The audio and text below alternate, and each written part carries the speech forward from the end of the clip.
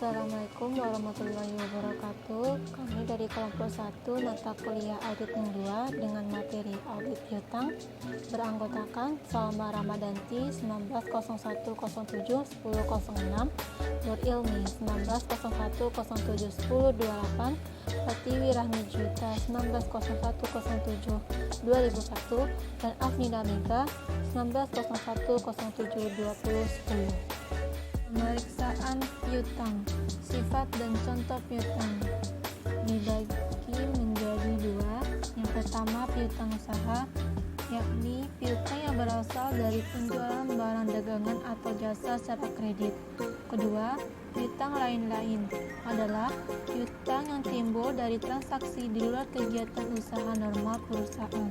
Piutang usaha dan piutang lain-lain yang diharapkan bisa ditagih dalam waktu 1 tahun atau kurang diklasifikasikan sebagai piutang lancar.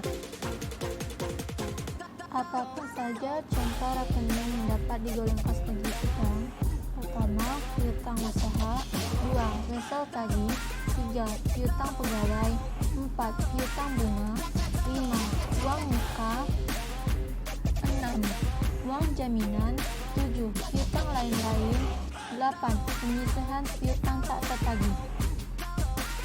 Tujuan pemeriksaan piutang. 1. Untuk memeriksa apakah terdapat internal control yang cukup baik atas piutang dan transaksi penjualan piutang dan penerimaan kas. 2. Untuk memeriksa keabsahan dan keautentikan piutang. 3. Untuk memeriksa collectibility dan cukup tidaknya perkiraan allowance for bad debts. 4. Untuk mengetahui apakah ada kewajiban bersyarat yang timbul karena pendiskontoan wesel tagih. Dan 5. Untuk memeriksa apakah penyajian di neraca sesuai dengan prinsip akuntansi yang berlaku umum di Indonesia. Prosedur pemeriksaan piutang. 1. Pahami dan evaluasi isi atas piutang dan transaksi penjualan piutang dan penerimaan kas. 2. Buat tax schedule dan supporting schedule piutang per tanggal neraca. 3. Minta aging schedule dari piutang usaha per tanggal neraca. 4. Periksa mathematical akuransinya dan cek individual balance ke subledger lalu totalnya ke general ledger. 5. Tes cek umur piutang dari beberapa customer ke subledger piutang dan sales invoice. 6. Kirimkan konfirmasi piutang. 7. Periksa subsequent collection. 8. Periksa apakah ada wesel tagih yang didiskontokan untuk mengetahui kemungkinan adanya contingent liability. 9. Periksa dasar penentuan allowance for bad debts dan apakah jumlah yang disediakan oleh klien sudah cukup, tidak terlalu besar dan tidak terlalu kecil. 10. Tes sales cut-off.